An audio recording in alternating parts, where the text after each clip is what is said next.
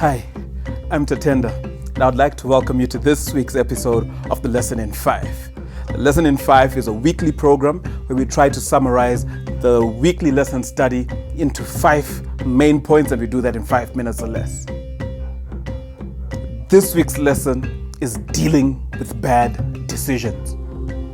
For both Ezra and Nehemiah, they walk into a situation where the Israelites have begun to intermarry with the pagan nations that are surrounding them. And the biggest problem with this isn't that they're marrying foreigners, but rather they are bringing in false religion among the people of God. And it's this mixture of true religion and false religion that we'll be looking at this week. Nehemiah's reaction. When Nehemiah gets to the Jews, he discovers that many of them have neglected to teach their children the Hebrew language. And this is important because the Hebrew language was the vehicle by which values, culture, and religion was transmitted. That means the people had neglected to teach their children important values about God, and Nehemiah reacts angrily. He pulls their beards and he gets physical in disciplining the children of Israel. This was important because they had neglected their faith, and Nehemiah shows just how serious it was for the people to turn their backs on God. Nehemiah's reproof. Nehemiah not only gets physical, but then he also reproves the people. And in his reproof, he turns to Solomon and how he fell as a great king. He points out that Solomon married pagan wives, and this shows that it wasn't just about nationalism, because you see there are many other people who had married foreign wives, like Moses who married Zipporah, and we've got several accounts of people who took in foreign wives. Ruth was a Moabitess, but the issue was about religion and how Solomon had fallen because he took in pagan wives, and that was the beginning of the downfall of the Israelite nation. The issue that Nehemiah is addressing is not just about nationalism or tribalism, but rather it's about preserving the faith.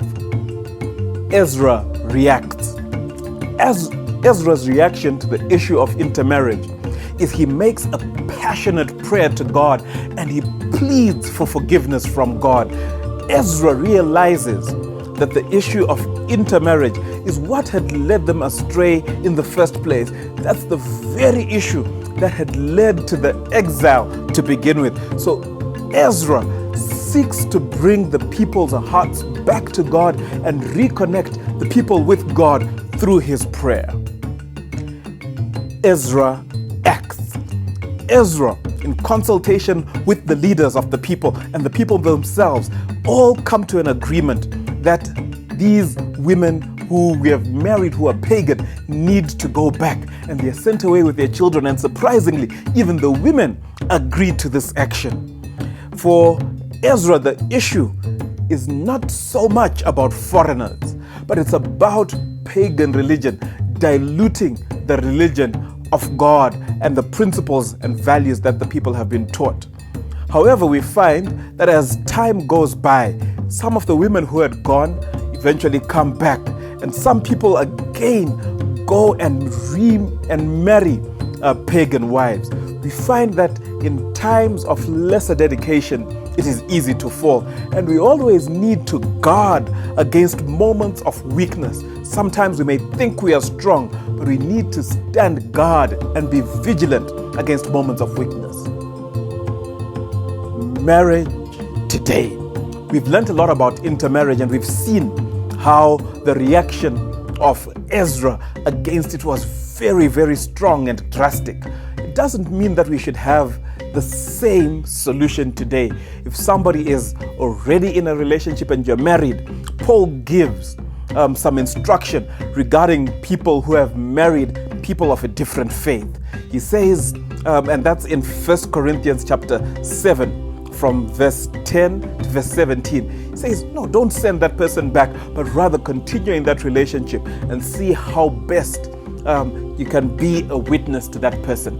However, for people who are not who have not entered into marriage, it is important that you marry someone of the same faith as you, because this relationship is a relationship that can form a powerful force for the mission of God.